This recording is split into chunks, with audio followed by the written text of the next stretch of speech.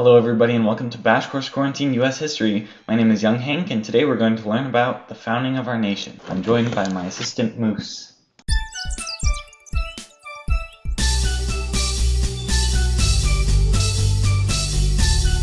Alright, so let's start off by talking about how the American Revolution came to be. The short version is that people got annoyed by the way the British were treating them. They were upset that the British government was taxing them but not allowing them representation in Parliament. If you live in DC, this sounds kind of familiar. Beginning in the early to mid-1700s, the British Parliament began passing acts such as the Molasses Act, the Stamp Act, Townshend Acts, and the Sugar Act, which taxed many goods including paper and sugar, making up for expenses in the French and Indian War. The point is that Britain kept dumping new taxes on the colonies. As you know, the colonies were not fans. Being British, they couldn't handle it when their tea was taxed. In 1773, the Sons of Liberty had a little party up in Boston. One of the games they played was dumping tea off of boats. That sounds like fun, right? Well, the British didn't think so. They put in place the Intolerable Acts. This made it so that the Massachusetts legislature could not meet. The port of Boston would be closed, and they would have to quarter soldiers who would be tried in Britain if accused of a crime. Eventually, the colonists got so annoyed at Britain that they started to form a resistance. Today we make our last stand for the galaxy. For Leia. For everyone we've lost. They've taken enough of us. Now we take the war to them.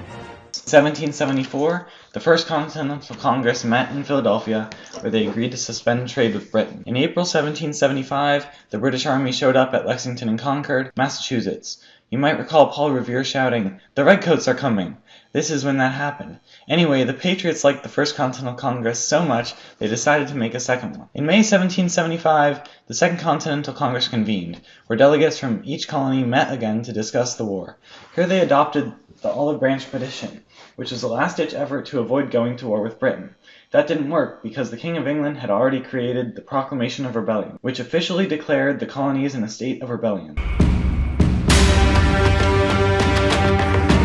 In response to the Proclamation of Rebellion, Thomas Paine published a 50-page pamphlet called Common Sense, which argued that the colonies should become independent from Britain. It was widely published throughout the colonies. Then on July 4th, 1776, the Continental Congress adopted the Declaration of Independence, written mostly by Thomas Jefferson. The war continued after the Declaration. After a few battles here and there, the American forces retreated to Valley Forge for the winter. This was shortly before a major turning point in the war, the Battle of Saratoga. This American victory led to France entering the war to help the Americans, and they officially declared war on Britain in 1778. The war went on until 1781, when the Americans forced the British Army to retreat to Yorktown, Virginia. The Americans, aided by French ships in the Chesapeake Bay, surrounded the British and forced them to surrender. In 1783, the Treaty of Paris formally ended the war, with Great Britain officially recognizing the United States' independence. After the war, the colonies needed some government to run them. This problem was remedied with the Articles of Confederation in 1781. This was a very weak system of government. It involved an essentially powerless central government and strong independent states. The government could not levy taxes, raise an army, or even enforce their laws. All this not including that they needed every single state to agree when ratifying something. You may be wondering, why on earth would they create such a terrible form of government?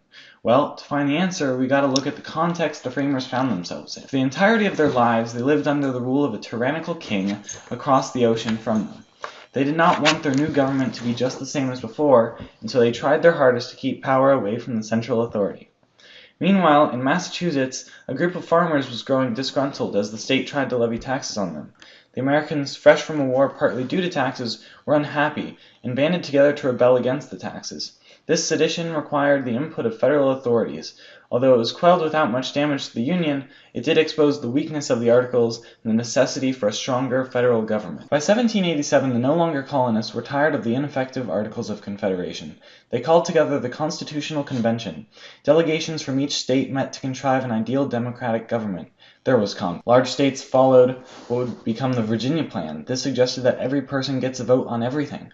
The smaller states took issue with this, however. They thought that because the larger states had larger populations, they would be represented disproportionately. To counter this, the small states brought to the table the New Jersey Plan. It suggested that each state should get the same number of votes. Connecticut man Roger Sherman came up with a compromise in the form of a bicameral legislature, one house of which would have equal representation among the states, while the other would have representation based on population.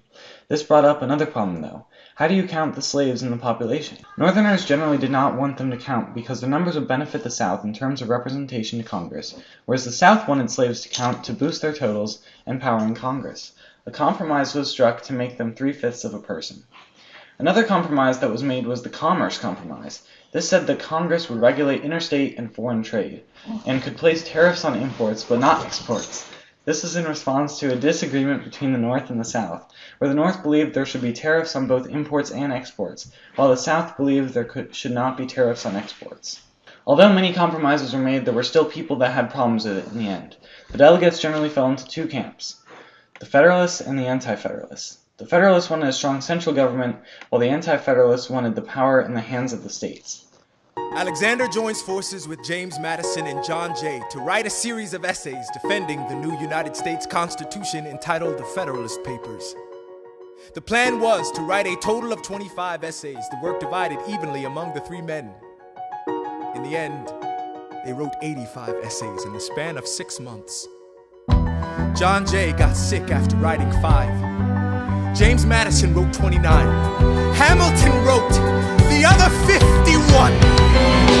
The Anti-Feds finally agreed to sign under one condition, the addition of the Bill of Rights. This was a series of 10 amendments to the Constitution that guaranteed certain rights to the people.